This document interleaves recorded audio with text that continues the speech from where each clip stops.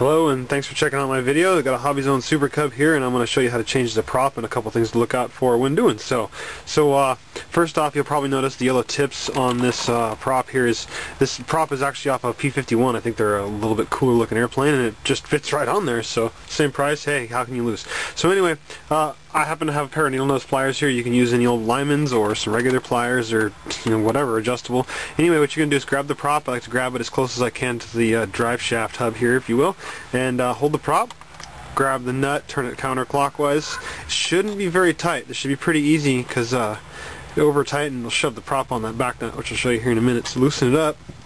You should be able to spin it off the rest of the way real quick, real easy.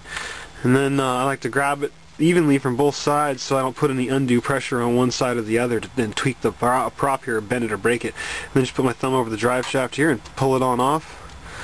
Careful you don't lose the washer, and there you go. So the prop's off. That was real easy. I found that sometimes when these are over tightened you have to kind of pull a little bit on one side or the other while holding the drive shaft and kind of work it off, if you will. The problem is that if you're not careful, you can break these props or bend it and then it'll vibrate in flight, so on and so forth. So now at this point I like to just check for any broken parts or whatever. Make sure it spins, nuts on there. There's a little nylon crush washer back in here. I don't know if you can see that or not, but at any rate you want to check all that out. Make sure this prop, make sure this nut is all the way in. You'll notice one side has a hole and then one end has a square drive hole in the other end. The square drive goes towards the back nut here. Line them up, and then I like to push it on just a little bit. Next goes on the flat washer, and then your nut goes back on.